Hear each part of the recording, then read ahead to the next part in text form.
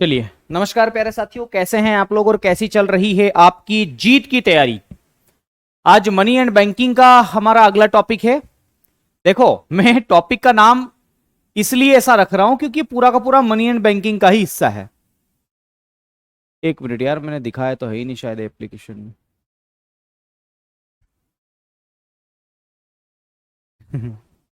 चलिए, कोई बात नहीं। सभी को नमस्कार, मैं विनय कुमार स्वागत करता हूं आप सभी का आपके अपने रोजगार विद अंकित के इस ऑनलाइन प्लेटफॉर्म पर। जल्दी से एक बार क्लास के साथ में जुड़ेंगे और बताएंगे क्या मेरी आवाज आपको प्रॉपर आ रही है, वीडियो आपको प्रॉपर दिखाई दे रही है, कोई दिक्कत वाली बात तो नहीं है। एक बार सब लोग बता देंगे मेरे दोस्त, क्या सब कुछ ओके है? बहुत बढ़िया। कमल, तमाम साथी हमारे साथ जुड़ चुके हैं, मैं सभी का स्वागत वंदन अभिवंदन करता हूं। और कल लास्ट टाइम मैंने आपको क्या पढ़ाया था इसके बारे में मैं आपसे डिस्कशन करना चाहूंगा कि मैंने लास्ट टाइम आपको क्या पढ़ाया था। तो मेरे दोस्त, आपको सबको पता होगा, मैंने कल आपको मुद्रास्फीति से संबंधित बहुत सारी बातें डिटेल्ड में समझाई थी। अगर मैं उसको यहां पर दोबारा लेकर के आऊं तो आपको समझ में आएगा कि मुद्रास्फीति क्या है, इसके कारण क्या क्या है, ये सारी बातें मैंने आपको बता दिया था। और इसी के साथ मैंने एक और बात बताई थी, मुद्रास्फीति के प्रकार क्या है, मुद्रास्फीति के कारण क्या है, और मुद्रास्फीति का मापन कैसे किया जाता है, और इसके अच्छी है कि बुरी है ये भी प्रभाव मैंने बता दिया था। आज मुद्रास्फीति से अलग मैं बताने वाला हूं एक नए टॉपिक की ओर, जिसका नाम है आपका विमुद्रीकरण, डीमोनेटाइजेशन। आपने सुना है विमुद्रीकरण के बारे में? डीमोनेटाइजेशन किसे कहते हैं, या भारत में कितनी बार विमुद्रीकरण किया गया? नोटबंदी बोल देते हैं हम लोग इसको, इसके बारे में हम लोग बात करेंगे। तो आइए बिना किसी देरी किए हम लोग नोटबंदी की बात करते हैं। नोटबंदी, नोटबंदी इसे हम कहते हैं, नोट को बंद करना, है ना? ऐसा कुछ भाव आ रहा होगा आपके दिमाग में। तो आइए, नोटबंदी इसे हम कहते हैं, और इकोनॉमिक्स की लैंग्वेज में इसे विमुद्रीकरण के नाम से जाना जाता है। विमुद्रीकरण आप इसे कहते हैं इकोनॉमिक्स की लैंग्वेज में। और अंग्रेजी में जिस भाषावली का शब्द प्रयोग किया जाता है उसका नाम है डीमोनिटाइजेशन। डीमोनिटाइजेशन, या ऐसा लिखो डीमोनिटाइजेशन।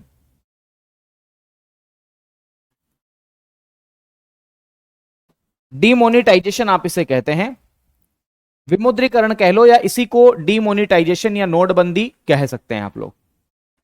नोटबंदी होती क्या है, कौन करता है, ये सब बातें आपको ध्यान रखना है। तो सबसे पहली बात तो डीमोनेटाइजेशन कौन करता है, तो ध्यान रखिएगा, सरकार द्वारा की जाती है। किसके द्वारा की जाती है मेरे साथियों? सरकार द्वारा कानूनी रूप से की जाती है। सरकार द्वारा कानूनी रूप से की जाती है। सरकार द्वारा कानूनी रूप से की जाती है, ऐसा लिखें, सरकार द्वारा कानूनी रूप से। पूरी परिभाषा ही आपको लिखवाता हूं। सरकार द्वारा कानूनी रूप से पुरानी मुद्रा को बंद करके, पुरानी मुद्रा जिसे आप ओल्ड करेंसी कहते हैं,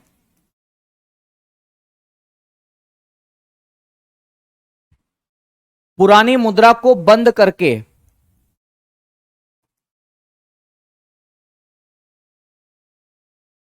पुरानी मुद्रा को बंद करके नई मुद्रा की घोषणा की जाती है।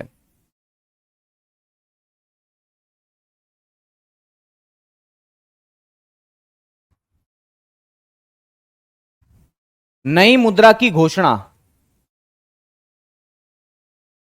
की जाती है। तो ध्यान रखिएगा, सरकार क्या करती है, कानून बनाती है इसके विषय में कि भैया हम पुरानी मुद्रा को बंद करके नई मुद्रा की क्या करेंगे, घोषणा करेंगे।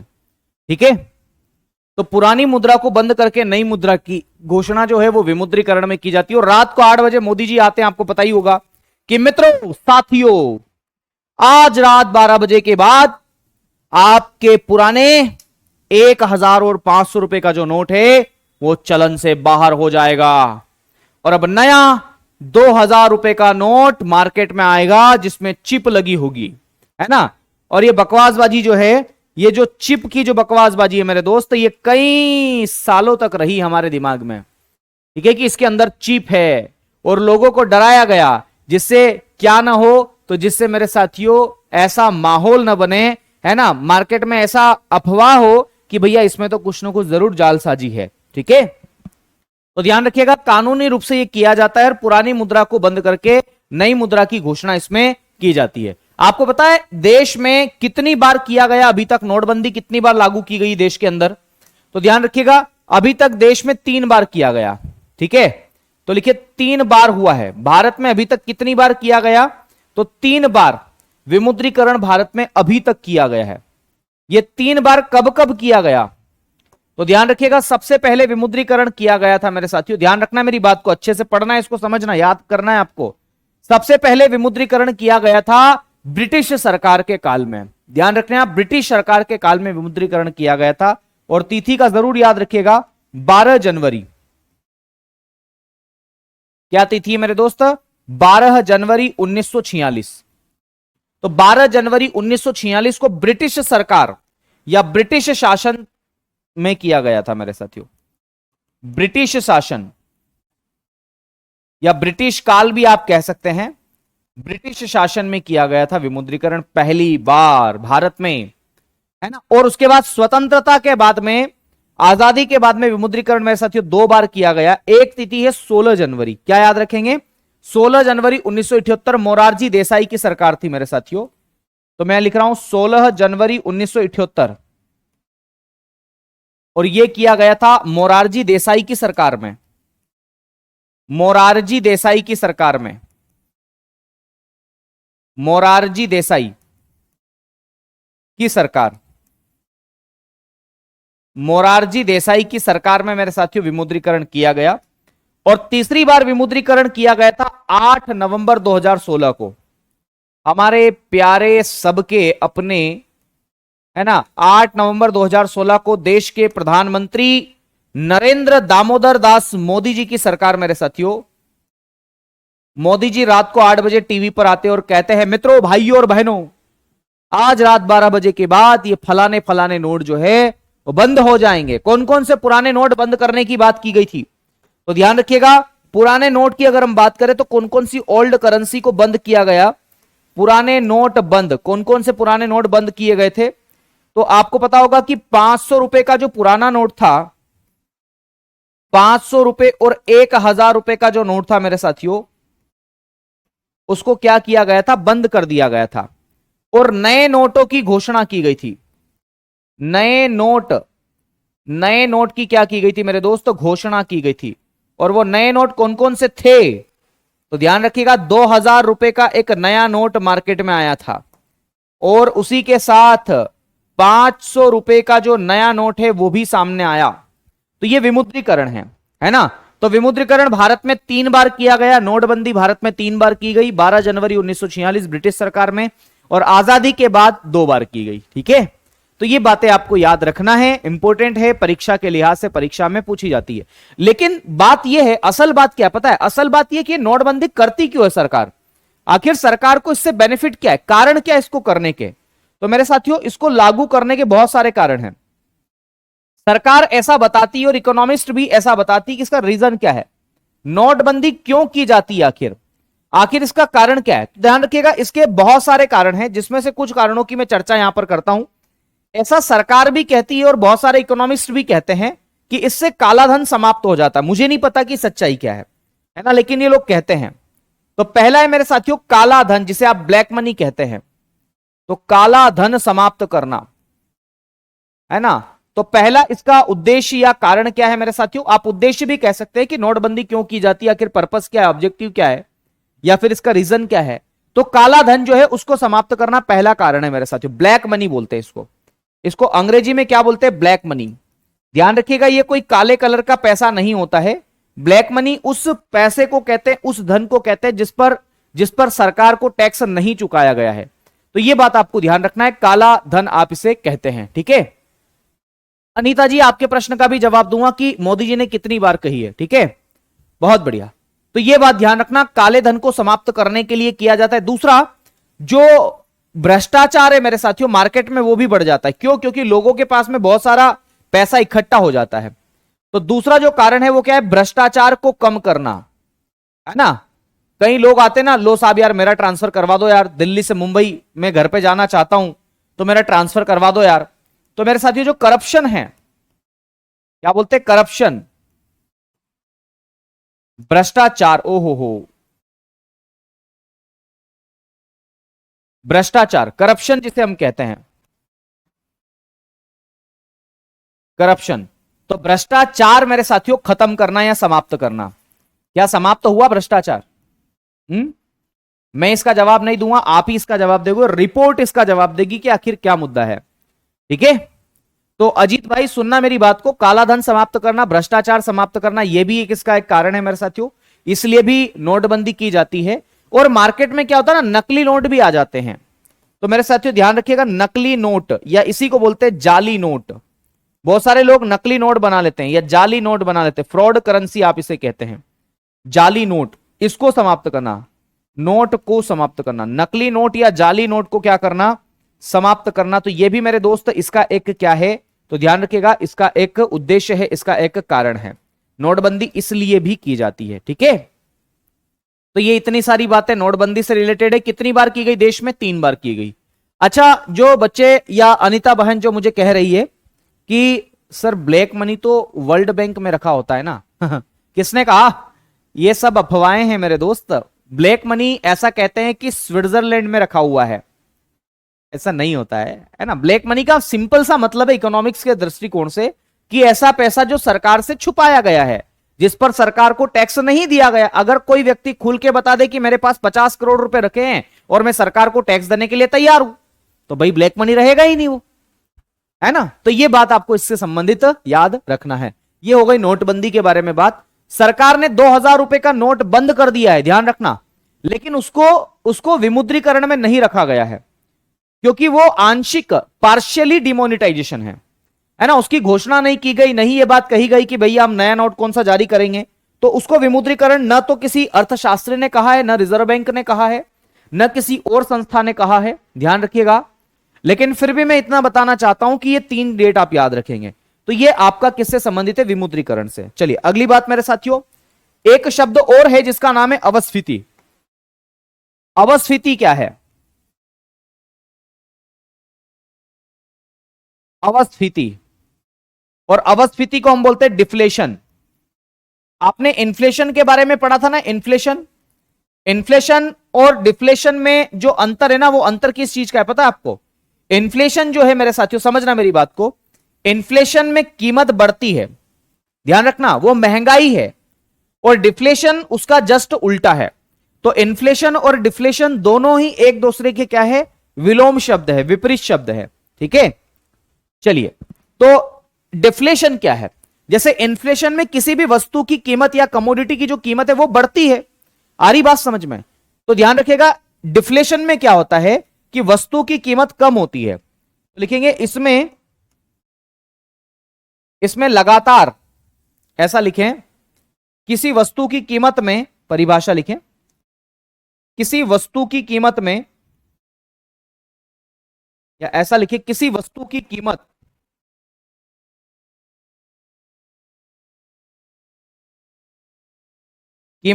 में लगातार कमी, किसी वस्तु की कीमत में लगातार कमी,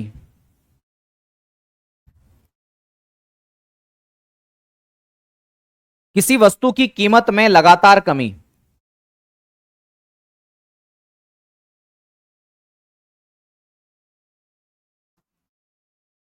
कमी होना, है ना। तो ध्यान रखिएगा, इसको हम अंग्रेजी में क्या लिखेंगे? तो ध्यान रखिएगा, किसी भी कमोडिटी की जो प्राइस है उसमें कंटिन्यूअसली जो है मेरे साथियों डिक्रीजिंग होना। तो इसमें लिखेंगे continuously decreasing the price of commodity.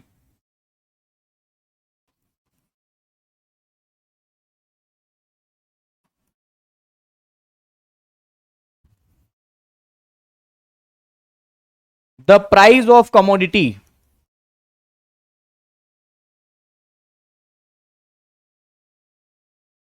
ठीक है। तो किसी भी वस्तु की कीमत में लगातार कमी होना जो है वो क्या कहलाता है मेरे साथियों? तो ध्यान रखिएगा, डिफ्लेशन कहलाता है। जैसे मैं एक एग्जांपल बताऊं, एग्जाम्पल से हम लोग इसको देखने की कोशिश करते हैं कि उदाहरण क्या इसका बन सकता है। तो जैसे मैं एक उदाहरण बताता हूं मेरे साथियों, 2005 की मैं बात करता हूं। 2005 में किसी भी वस्तु का जो मूल्य है वो 10 रुपए था, ठीक है। जैसे जैसे जैसे समय बढ़ा, 2007 में उसी वस्तु का जो मूल्य है मेरे साथियों वो 4.5 रुपए हुआ, 4.5 रुपए हो गया। फिर जैसे जैसे और समय बढ़ा, 2015 की मैं बात करूं, उसी वस्तु को मेरे साथियों 4 रुपए में खरीदने लगे लोग, ठीक है। फिर समय बढ़ते बढ़ते मेरे साथियों 2020 आया, और 2020 में उसी वस्तु की कीमत 3 रुपए हो गई, और 2024 में वही वस्तु जो है मेरे साथियों वह आपके 2 रुपए में मिलती है। तो आप देखेंगे समय के साथ साथ लगातार मेरे साथियों क्या हो रही है, उसकी कीमत क्या हो रही है, कम हो रही है ना। तो इसी को क्या बोलते हैं, तो ध्यान रखिएगा, इसी को हम लोग कहते हैं मेरे साथियों अवस्फीति, डिफ्लेशन।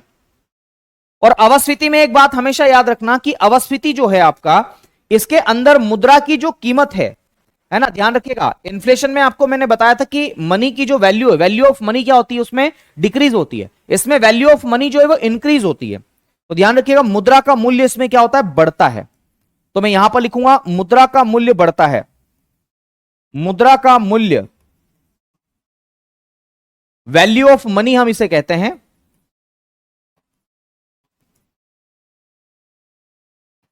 मुद्रा का मूल्य बढ़ता है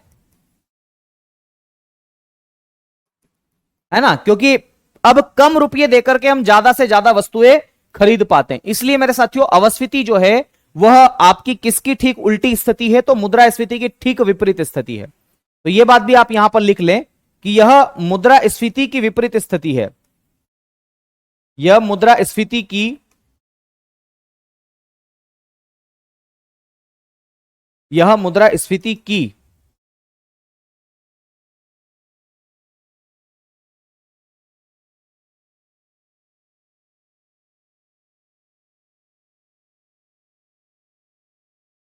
ठीक है। तो यह बात भी आपको ध्यान रखना है, इन्फ्लेशन का just opposite, it is opposite of inflation, लिख लो।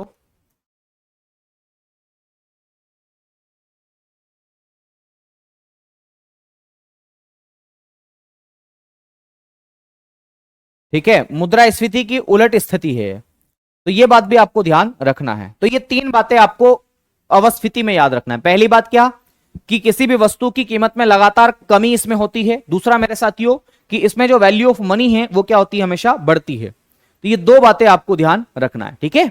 इसको हम बोलते हैं डिफ्लेशन।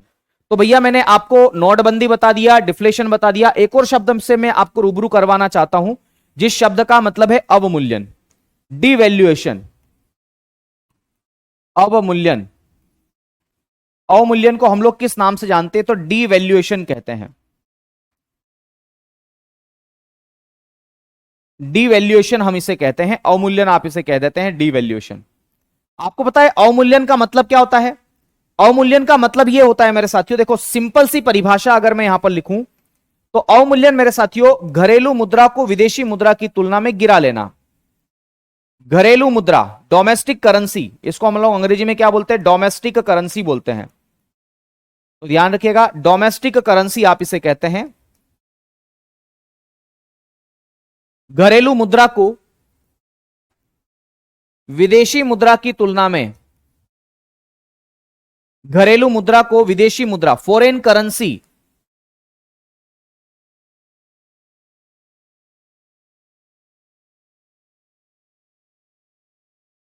घरेलू मुद्रा को विदेशी मुद्रा की तुलना में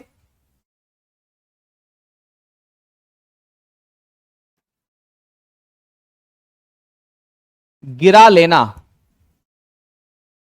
या कम कर लेना,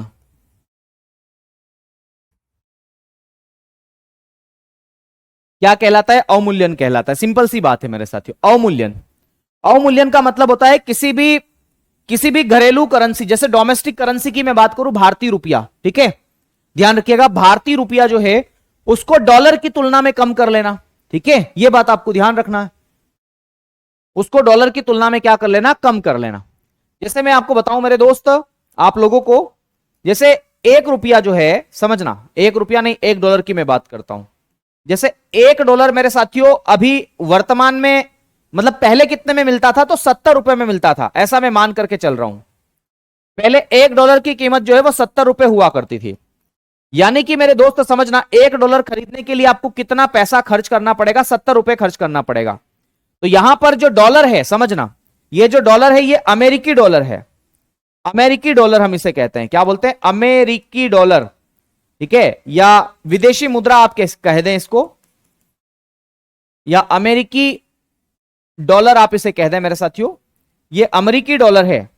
और ये जो रुपया है आपका, रुपया ये वाला, ये इंडियन आईएनआर बोलते हैं ना, आईएनआर आपने सुना होगा, इंडियन नेशनल रुपी। क्या बोलते हैं इसको? इंडियन नेशनल रुपी। इंडियन नेशनल रुपी आप इसे कहते हैं, ठीक है, इंडियन नेशनल रुपी आप इसे कहते हैं मेरे साथियों। तो ये दो मैंने करेंसीज ली है। $1 की जो वैल्यू है वो 70 रुपए के बराबर है, यानी कि $1 अगर आप मार्केट में खरीदने जाओगे, ध्यान रखिएगा, $1 अगर आप मार्केट में खरीदने जाओगे तो आपको कितने रुपए पे करना पड़ेंगे? तो 70 रुपए पे करना पड़ेंगे, ठीक है। सर कल का लास्ट टॉपिक आप फिर से बताने वाले थे अंशुल, कल का टॉपिक मैं फिर से बताने वाला था, इन्फ्लेशन वाला, वो तो कंप्लीट हो गया था ना, उसमें कुछ रह गया था क्या? मैं देख लूंगा अगर ऐसा होगा तो, है ना। चलिए सुनिएगा मेरी बात को, वापस इधर आओ। मैंने कहा कि $1 आपको 70 रुपए में मिलता है, और डिवैल्यूएशन में क्या होता है पहले वो समझ लो मेरे साथियों, मुद्रा का मूल्य गिरा लेता है। ये डिवैल्यूएशन करता कौन है? ये प्रश्न आपके दिमाग में आएगा कि आखिर ये डिवैल्यूएशन कौन करता है। तो जरा यहां पर दूसरा बिंदु भी लिख लो, डिवैल्यूएशन किसके द्वारा किया जाता है? तो ध्यान रखिएगा, यह देश की केंद्रीय बैंक के द्वारा किया जाता है। यह देश की केंद्रीय बैंक, जैसे हमारे देश की जो सेंट्रल बैंक है उसका नाम है रिजर्व बैंक ऑफ इंडिया, तो यह देश की केंद्रीय बैंक के द्वारा किया जाता है। यह देश की केंद्रीय बैंक यानी कि सेंट्रल बैंक, केंद्रीय बैंक, इसको आप लोग बोलते हैं सेंट्रल बैंक। यह देश की केंद्रीय बैंक द्वारा किया जाता है, द्वारा किया जाता है। तो ध्यान रखिएगा, देश की सेंट्रल बैंक के द्वारा क्या किया जाता है? तो यह मामला किया जाता है ना। तो यह देश की केंद्रीय बैंक के द्वारा किया जाता है और जानबूझकर किया जाता है, यह बात भी आपको ध्यान रखना है, जानबूझकर किया जाता है। इसमें क्या होता है? तो इसमें डोमेस्टिक करेंसी को फॉरेन करेंसी की तुलना में क्या कर दिया जाता है? गिरा लिया जाता है। तो यह बात आपको ध्यान रखना है मेरे साथियों। जैसे मैंने बताया $1 70 रुपए में आता है, $1 70 रुपए में आता था पहले, लेकिन अब क्या होता है? $1 की जो कीमत है ना, $1 की कीमत मेरे साथियों वो 83 रुपीज हो गई है लगभग, इससे ज्यादा ही है, ध्यान रखिएगा, पॉइंट में भी कुछ वैल्यू है। यानी कि अब $1 लेने जाओगे तो आपको 83 रुपए देने पड़ेंगे।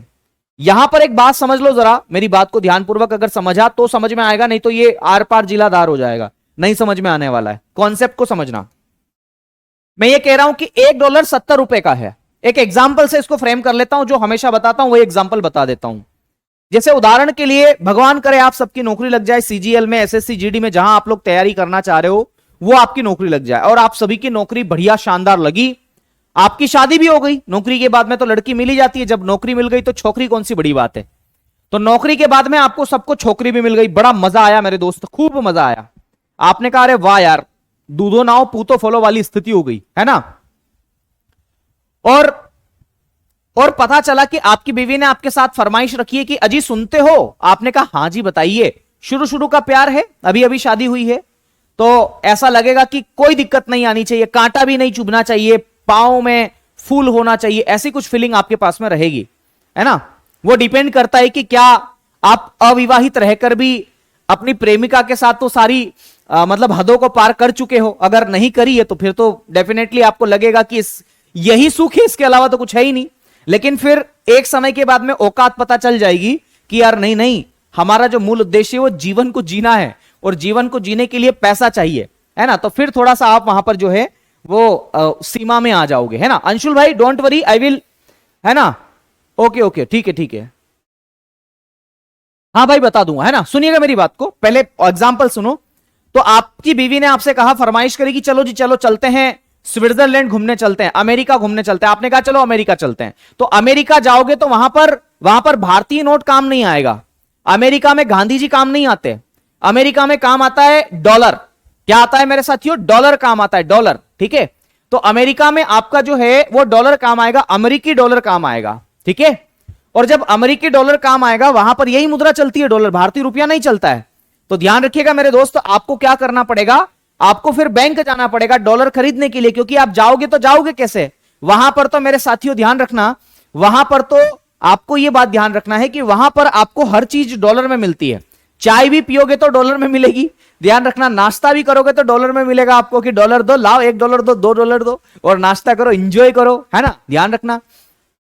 तो बेटा अगर आप बैंक में जाओगे और उस समय $1 की कीमत $70 है और आपको $10 चाहिए, मान लो $10 आपको चाहिए वहां, तो $10 की कीमत कितने रुपए हो जाएगी? तो $1 की कीमत $70, तो $10 की कीमत जो है वो 70 इंटू 10 हो जाएगी, बराबर $700। आ रही बात समझ में? इसका मतलब है कि बैंक वाले को आपको कितने रुपए देने पड़ेंगे $10 खरीदने के लिए? 700 रुपए देने पड़ेंगे। आप 700 रुपए दे दीजिए उनको और उनसे $10 ले लीजिए, आपने ले लिए, ठीक है, और घर लेकर के आपने अपनी बीवी को दे दिए कि ये लो 700 रुपए में मैं $10 लेकर के आ गया। बढ़िया, बहुत शानदार, अच्छी बात रही मेरे दोस्त, कोई दिक्कत वाली बात ही नहीं है, ठीक है। फिर आपका प्लान ऐसा हुआ, हो सकता है आपके परिवार में ऐसा कुछ हुआ या फिर कोई घटना घटी या फिर कुछ भी हो, भगवान करे ऐसा ना हो, या किसी भी कारणवश आप जा नहीं पाए, आपका जो प्लान था वो जाने का वो क्या हो गया, कैंसिल हो गया। आ रही बात समझ में? 2 महीने बाद आपका प्लान बना और ध्यान रखिएगा 2 महीने के बाद में $1 की कीमत $83 हो गई। अब $10 में आपका काम बनेगा नहीं, आपके पास ऑलरेडी $10 रखे हैं, लेकिन अब आपको $10 और चाहिए, क्योंकि वहां पर जाने और आने, ये तो जाने के लिए था $10, अब आने के लिए भी तो $10 चाहिए ना। तो ध्यान रखिएगा अब आपको $10 की और आवश्यकता पड़ेगी। तो आप वापस से बैंक में जाएंगे और उस समय जाएंगे, ध्यान रखना 2 महीने बाद या 3 महीने बाद जब भी आप बैंक में जाएंगे तब पता चलेगा कि $1 $83 का है, तो आपको $10 कितने रुपए में देगा वो? तो 83 इंटू 10 बराबर $830 में देगा, यानी कि अब आपसे पैसा ज्यादा लेगा, ध्यान रखना, अब आपसे पैसा जो है वो ज्यादा लेगा। और आप अपनी बीवी के पास गए, आपने कहा कि लो ये $830 मैंने दिए बैंक वाले को और $10 लेकर के आया। आपकी बीवी बहुत गुस्सा हो जाएगी आपसे, आपसे कहेगी कि नहीं तुम झूठ बोलते हो। बोले क्यों झूठ बोलते हो? बोले तुम 2 महीने पहले गए थे तो तुम तो $700 में $10 लेकर के आए थे, तुमने इस बार $130 ज्यादा कहां दिए? बताओ, कहीं डॉलर लेने वाली से तो तुम्हारा कोई चक्कर नहीं है? तो कहा अरे नहीं देवी, ऐसा नहीं है। तो अब आप परेशान हो गए, आपने कहा कि हे भगवान, इस देवी को कौन समझाए, इस देवी को कौन समझाए कि मुझे वास्तव में डॉलर जो है वो महंगा मिला है। तब आपकी नौकरी लग गई है, आप इनकम टैक्स भी भरते हैं, तो आपने एक सीए रखा, अपना चार्टर्ड अकाउंट रखा है। आपने अपने चार्टर्ड अकाउंट को फोन लगाया कि भाई साहब समझाओ यार मैडम को, यार ये मेरे पीछे पड़ी हुई है, खाना नहीं दे रही है 2 दिन से, है ना। फिर आपके सीए ने आपकी मैडम को बताया, आपकी वाइफ को बताया और कहा कि मैडम देखो क्या होता है ना, देश का जो सेंट्रल बैंक है वह अपनी डोमेस्टिक करेंसी को क्या कर लेता है, फॉरेन करेंसी की तुलना में जानबूझकर गिरा लेता है। तो आपकी बीवी के मन में सवाल आया कि ऐसा क्यों जी, बताओ ऐसा क्यों होता है, आखिर क्या कारण है जानबूझकर किसी की वैल्यू को गिरा लेना, आखिर ऐसा क्यों होता है ये बताओ ना। कोई भला कोई व्यक्ति जानबूझकर ऐसा करता है क्या? तो बोले हां, देश का सेंट्रल बैंक ऐसा करता है। बोले क्यों करता है, कारण क्या है? तो इसका कारण यह है, समझना क्यों करता है, इसका कारण क्या है, इसका उद्देश्य क्या है। तो इसलिए करता है मेरे साथियों, इसका जो उद्देश्य है वो क्या है ना, इसका जो उद्देश्य है, इसका जो ऑब्जेक्टिव है वो क्या है मेरे साथियों। तो इसकी वजह से क्या होता है, तो ध्यान रखिएगा मेरे दोस्त, मैं आपको सिंपल सी भाषा में बताना चाहता हूं कि घरेलू करेंसी या डोमेस्टिक करेंसी है, उसकी वैल्यू देश का सेंट्रल बैंक जानबूझकर इसलिए गिराता है क्योंकि निर्यात को बढ़ाया जाता है। ध्यान रखिएगा, निर्यात को बढ़ाना, निर्यात का मतलब होता है एक्सपोर्ट। तो एक्सपोर्ट को बढ़ाने के लिए ये किया जाता है, आपका अवमूल्यन किया जाता है। तो पहला उद्देश्य है एक्सपोर्ट को बढ़ाना मेरा साथियों, ठीक है। बहुत बढ़िया। हर्ष कह रहे हैं सर आप दुखड़ा सुना रहे हो क्या? अरे भाई कहां मेरी ऐसी औकात है कि मैं विदेश में घूमने जाऊं, है ना। विदेश तो छोड़ो, मैं पूरे भारत में नहीं घुमा हूं, ठीक है।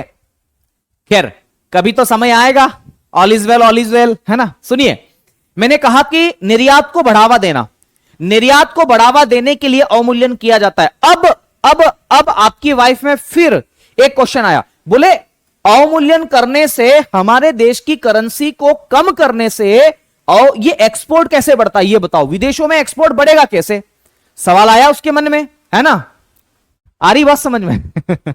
बिल्कुल, मैं समझ गया था काजल, ये सवाल जरूर आएगा। तो भैया सवाल आया कि एक्सपोर्ट कैसे बढ़ेगा, एक्सपोर्ट कैसे बढ़ेगा, इसका भी जवाब दूंगा। एक्सपोर्ट कैसे बढ़ेगा इसका भी जवाब दूंगा, लेकिन पहले दूसरा ऑब्जेक्टिव सुन लो। दूसरा ऑब्जेक्टिव क्या है? तो इसका दूसरा ऑब्जेक्टिव क्या है मेरे साथियों? तो दूसरा ऑब्जेक्टिव इसका है विदेशी विनिमय भंडार में वृद्धि करना। विदेशी विनिमय भंडार जो है जिसके अंदर मेरे साथियों विदेशी विनिमय भंडार, अरे अरे हमारा विदेशी गुल्लक, हमारा जो विदेशी मुद्रा है फॉरेन करेंसी, उसका एक गुल्लक बना हुआ है, देश की केंद्रीय बैंक के पास में है। तो विदेशी विनिमय भंडार, विदेशी विनिमय भंडार इसको बढ़ाना, और विदेशी विनिमय भंडार को हम लोग क्या बोलते हैं? तो foreign exchange reserve, foreign exchange reserve आप इसे कहते हैं। तो फॉरेन एक्सचेंज रिजर्व को क्या करना? बढ़ावा देना। ये दोनों इसके उद्देश्य। अब आपके मन में जो सवाल आ रहा है, काजल के मन में जो सवाल आया है, या आपकी बीवी के मन में जो सवाल आएगा, वो सवाल ये है कि सर ये बता दो इससे निर्यात कैसे बढ़ता है, इससे निर्यात कैसे बढ़ता है, ये मैं बताता हूं। तो सुनना मेरे साथियों, इससे निर्यात कैसे बढ़ता है, आराम से सुनना, हौले हौले सुनना, सब समझ में आएगा।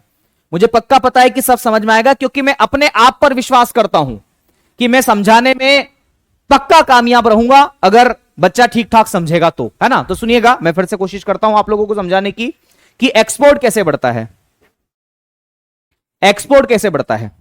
मुझे एक बात बताना, मुझे एक बात बताना, मुकेश अंबानी का एग्जाम्पल मैं लेता हूं, हालांकि हर क्लास में मैं वही एग्जाम्पल लूंगा मेरे साथियों, कि मुकेश अंबानी ने जब $1 की कीमत 70 रुपए थी, तब मेरे साथियों कुछ जियो सिम मार्केट में बेची, मतलब अमेरिका को बेच दी, जापान को बेच दी, किसी को भी बेची, ध्यान रखिएगा, किसी को भी बेच दी मेरे साथियों। 10 जियो की सिम बेच दी उसने, और वहां से $10 खरीद लिए। कितने डॉलर खरीद लिए? $10 खरीद लिए। मैं फिर से समझाता हूं, समझो। मुकेश अंबानी ने जियो की सिम बेची, और जियो की सिम बेचने के बाद में उसने $10 अमेरिका से प्राप्त कर लिए।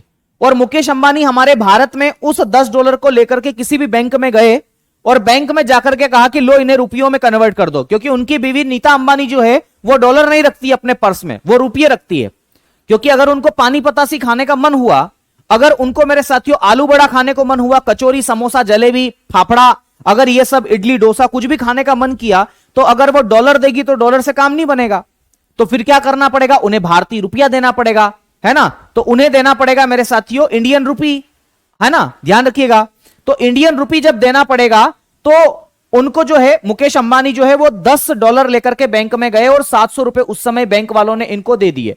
और मुकेश अंबानी 700 रुपए लेकर के अपनी बीवी नीता अंबानी को दे देते कि ये लो, आज मैंने जियो सिम बेची थी 10, तो उससे $10 आए थे, और $10 के 700 रुपए बनते हैं भारत की रुपये करेंसी के हिसाब से। ये $10 रख लो, मतलब 700 रुपए रख लो अपने पर्स में, कहीं पानी पतासी खाना हो, कुछ करना हो तो कर लेना, ठीक है। अब बोले ठीक है, कोई बात नहीं। 2 महीने बाद, समझना, 2 महीने बाद जब $1 की कीमत 83 रुपए हो गई, 83 रुपीज हो गई, तब फिर मुकेश अंबानी ने जियो की सिम अमेरिका को बेच दी। और अमेरिका को बेचने के बाद में वहां से वापस से $10 मिले उनको, और $10 लेकर के वो जब भारत में बैंक में गए, और बैंक में जाने के बाद में उन्होंने कहा कि लाओ इसको भी रुपये में कन्वर्ट कर दो, मेरी बीवी को देना है, नीता को, वो पानी पतासी खाएगी, आलू बड़ा खाएगी, या फिर वो पोहे जलेबी खाएगी इंदौर आकर के, और उज्जैन में आएगी तो महाकाल मंदिर के दर्शन करेगी। तो महाकाल मंदिर कॉरिडोर में घूमने के लिए और आने जाने के लिए बोले उसको कुछ खर्चा चाहिए, होटल में रुकेगी बेचारी, कहीं खाना खाएगी, दाल बाफले खाएगी, दाल बाटी खाएगी, कुछ भी खाएगी मेरे साथियों, तो उसको पैसा चाहिए, भारतीय रुपया चाहिए, गांधी जी वाला नोट चाहिए। आ रही बात समझ में? तो गांधी जी वाला नोट चाहिए, इसलिए वो $10 मेरे साथियों बैंक को दे देता है, बैंक उसे 830 रुपए देती है। और मुकेश भैया सोचते हैं कि चलो मजा आ गया, इस बार तो 130 रुपए ज्यादा मिले, ये चुपचाप अपनी जेब में भर लेते हैं और लेकर के अपनी नीता अंबानी को दे देते हैं। घर जाकर के नीता अंबानी का दिमाग फिर खराब होता है।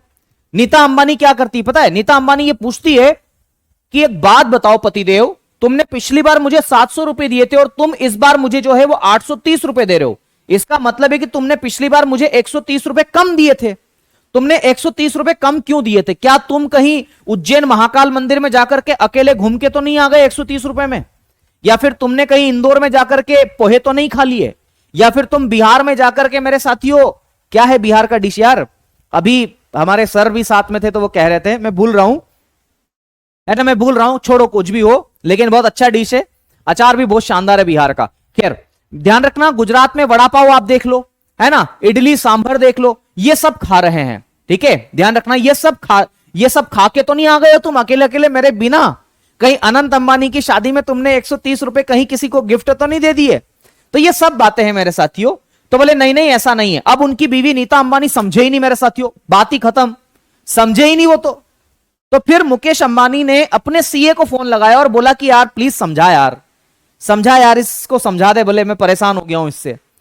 सीए ने नीता अंबानी को फोन लगा के बोला कि अरे मैडम ऐसा होता है कि जब भी देश की घरेलू मुद्रा विदेशी मुद्रा की तुलना में गिरा ली जाती है तो हमारे भारतीय लोगों को, मेरे साथियों, मोटिवेशन मिलता है कि यार पिछली बार मेरे को 700 रुपए मिले थे, इस बार मेरे को 830 मिले। तो मुकेश अंबानी जी क्या करेंगे, और ज्यादा, बोले और ज्यादा बेचता हूं। नीता अंबानी को समझाया सीए ने, तो सीए के समझाने से नीता अंबानी जो है वो समझ गई, अरे अच्छा ऐसा होता है, अच्छा ऐसा होता है। तो नीता अंबानी ने मुकेश अंबानी को बुलाया कि जाओ जाओ और जियो की सिम बेचो, और बेचो, जल्दी बेचो। तो अगर मुकेश अंबानी बेचते ही जाएंगे, इसका मतलब है कि वो निर्यात करते जाएंगे।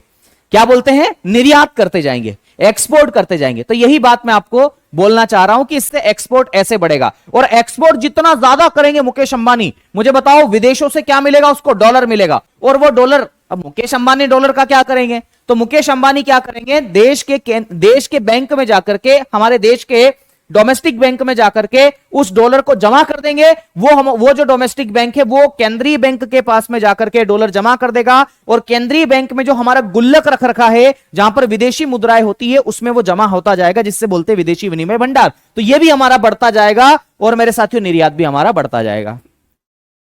आप समझ गए मैं क्या कह रहा हूं, आप समझे कि नहीं समझे।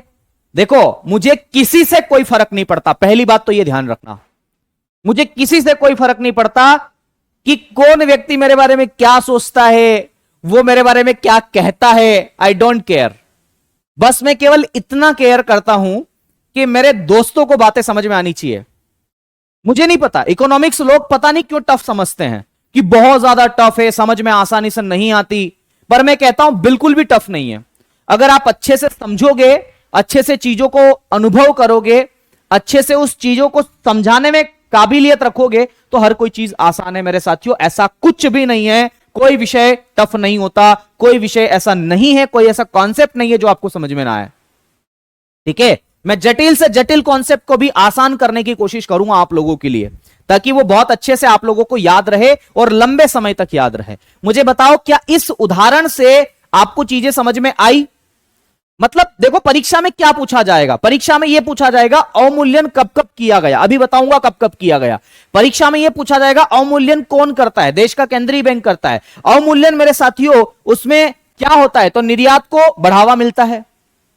ठीक है, अब मुझे एक बात बताओ, क्या यह बात समझ में आई। ठीक है, किन किन को यह बात समझ में आ गई, अगर आ गई है तो मुझे बता दो कि हां सर यह बात समझ में आ गई है। ठीक है, राजा राजपूत बेटा ब्लॉक कर दूंगा यहीं से अगर गाली गलौज करी है तो। ठीक है, आ रही बात समझ में। चलिए और बताएं,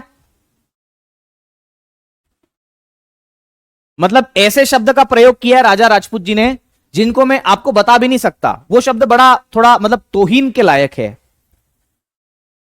ना, और मैं इसलिए नहीं बोलना चाहूंगा वो शब्द क्योंकि उसे ऐसा लग रहा है कि ये सब फालतू बातें हैं।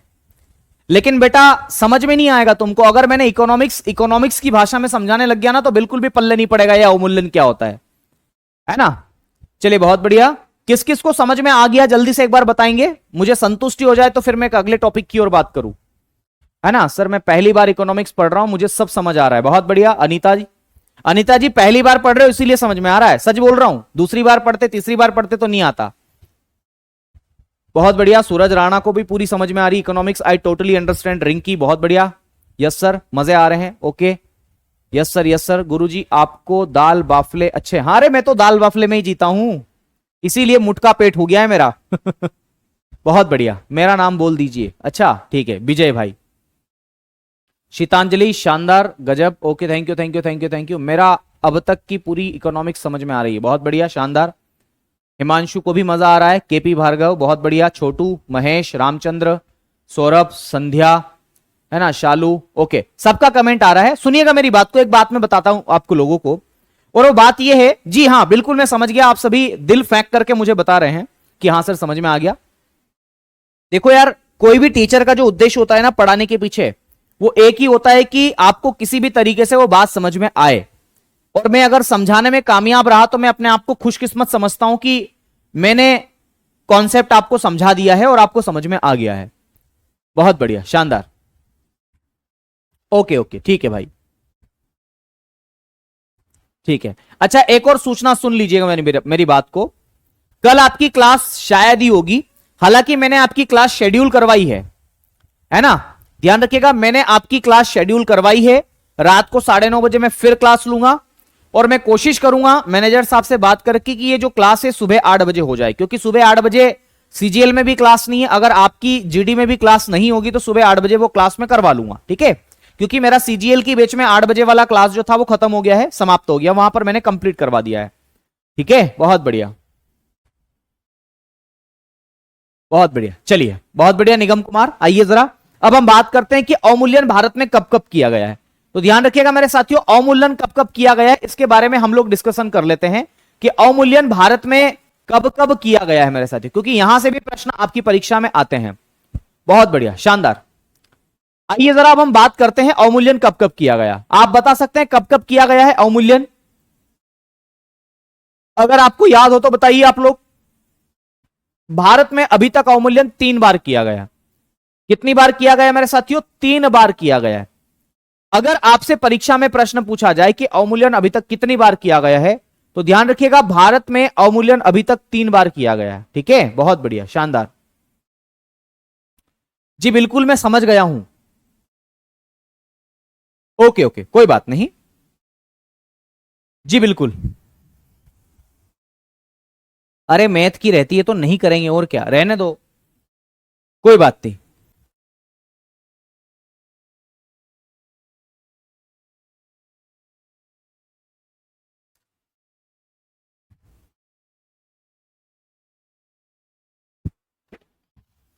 आ जाओ। भारत में जो अवमूल्यन है अभी तक कितनी बार किया गया? 3 बार किया गया। तो मेरे साथियों 3 बार भारत में अवमूल्यन किया गया है, और कब कब किया गया जरा वो समझ लो। तो पहली बार अवमूल्यन 1949 में किया गया, आजादी के बाद में। दूसरी बार अवमूल्यन कब किया गया? तो ध्यान रखिएगा 1966 में मेरे साथियों दूसरी बार अवमूल्यन किया गया था। 1965 में आपको पता ही है कि पाकिस्तान के साथ इंडिया का वॉर होता है ना। तो भैया ध्यान रखना 1966 में दूसरी बार अवमूल्यन होता है, और तीसरी बार अवमूल्यन होता है जब हमने एलपीजी को अपनाया था 1991 में।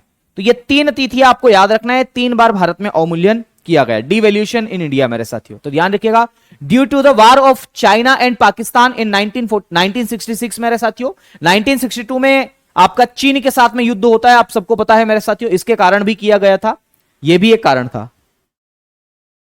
बहुत बढ़िया, उम्मीद करता हूं यहां तक की बातें आपको समझ में आई होगी। ये अवमूल्यन की बात है। तो मैंने विमुद्रीकरण बताया, अवमूल्यन बताया, अवस्थिति बताया, और एक और क्या बताया है ना, नोटबंदी भी बता दिया है आप लोगों को। विमुद्रीकरण हो गया है, अवस्थिति अवमूल्यन हो गया। चलिए अगले कॉन्सेप्ट की हम बात करते हैं मेरे साथियों। एक कॉन्सेप्ट है मंदी। मंदी क्या होता है? मंदी, डिप्रेशन आपने समझा होगा।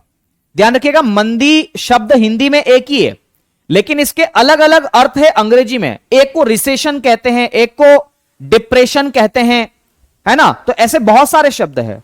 मैं मंदी की बात करता हूं, यानी कि मैं डिप्रेशन की बात कर रहा हूं अभी फिलहाल।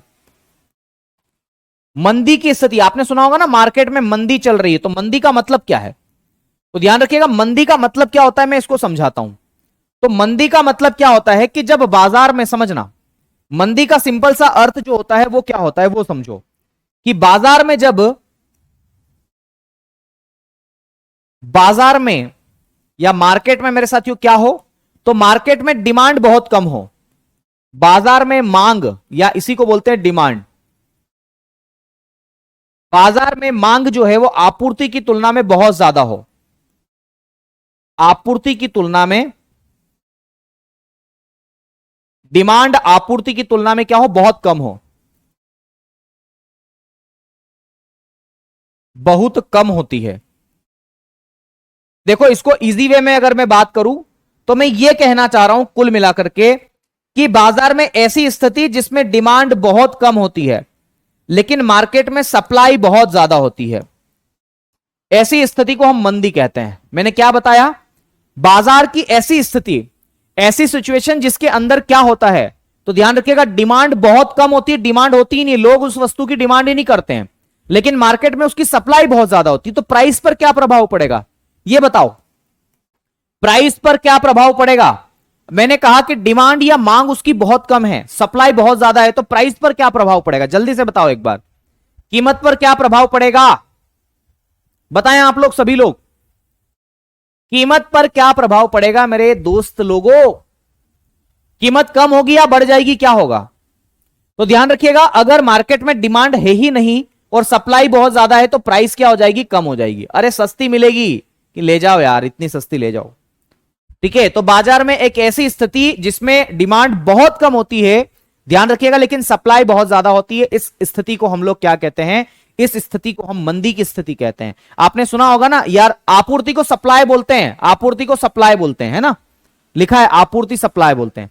पी में कमी होगी, बहुत बढ़िया बहुत बढ़िया, बिल्कुल ईश्वरलाल, बिल्कुल हो जाएगा, है ना, बिल्कुल बिल्कुल। तो ध्यान रखिएगा, कीमत जो है वो क्या हो जाएगी, कम हो जाएगी। तो ये बात आपको ध्यान रखना है। तो बाजार में ऐसी स्थिति जिसमें डिमांड जो है वो सप्लाई की तुलना में क्या हो, बहुत ज्यादा कम हो, तो मेरे साथियों कीमत जो है वो बहुत कम हो जाएगी, जिसकी वजह से चीजें आपको सस्ती सस्ती मिलेगी। तो मंदी की स्थिति है। आप अगर दुकानदार होंगे और मार्केट में डिमांड नहीं होगी तो आपने सुना होगा कि यार अभी तो मंदीवाड़ा चल रहा है। तो मंदीवाड़े का मतलब क्या है, तो मंदीवाड़े का मतलब यही है। मंदी का मतलब क्या होता है, तो मंदी का मतलब ये होता है मेरे साथियों कि मार्केट में जो डिमांड है वो बहुत कम होती है और सप्लाई बहुत ज्यादा होती है, तो इसी को मंदी की स्थिति कहा जाता है। बहुत बेसिक सा शब्द है, तो ये बात भी आपको समझ में आ गई होगी, ऐसी मैं बात समझ रहा हूं। एक शब्द और है मेरे साथियों, हालांकि वो चर्चा आप लोग कर चुके हैं, तरलता के बारे में।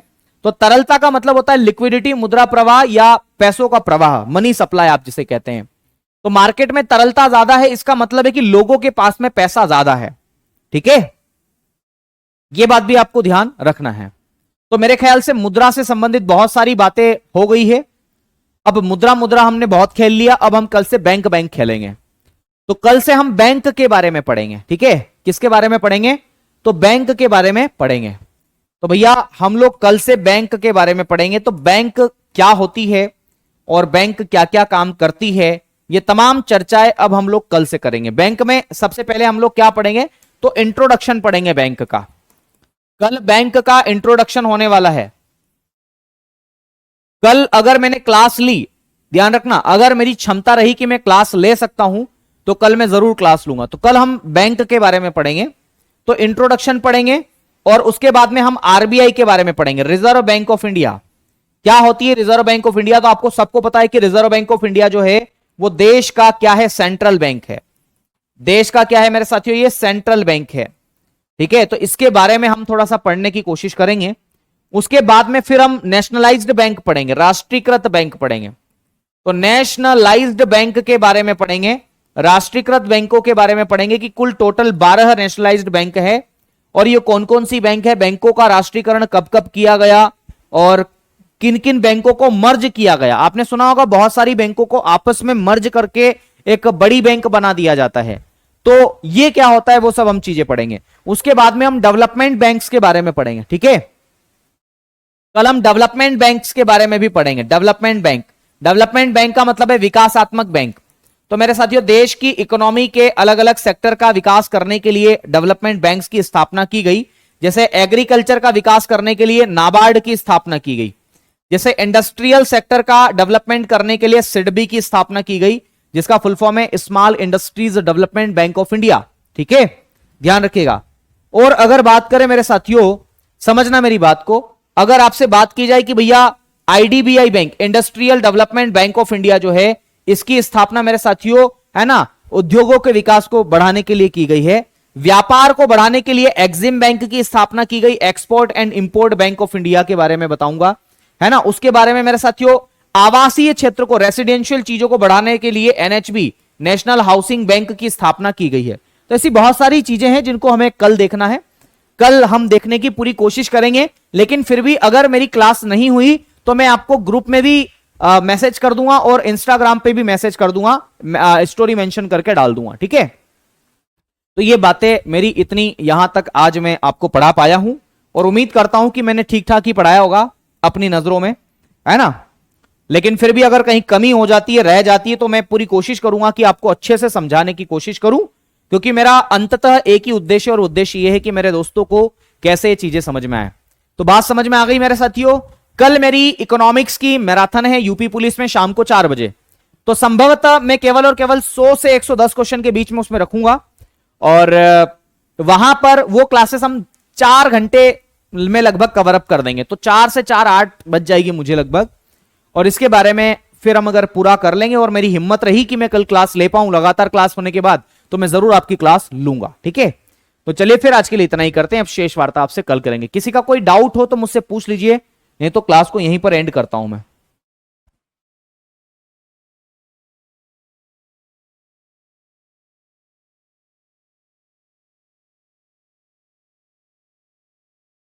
किसी का कोई डाउट तो नहीं बचा भैया? ठीक है ना, उम्मीद करता हूं कि आपका कोई डाउट नहीं बचा होगा और आप अच्छे से मेरे साथियों पढ़ रहे हैं और खूब मेहनत करके आप लोग जो है आगे बढ़ रहे हैं, ऐसा मैं कर रहा हूं। अब देखो मुझे स्विगी का ऑफर आया है, आप देख सकते हैं। कहां गई स्विगी? ये रही स्विगी। इस स्विगी का रक्षाबंधन का ऑफर आया, आज मैडम नहीं है घर पे तो जरूर इससे खाना मंगवाएंगे हम आज। ठीक है, तो चलिए फिर आज के लिए इतना ही करते हैं, बाकी है ना आपसे शीघ्र मिलने वाले हैं। मेरा इंस्टाग्राम हैंडल है कुमार विनय 6327 उज्जैन वाले के नाम से, जरूर जुड़िएगा, हम लोग खूब एंजॉय करेंगे, वहां पर बहुत सारी बातें करेंगे। शुक्रिया, धन्यवाद, जय महाकाल, राधे राधे, जय श्री महाकाल।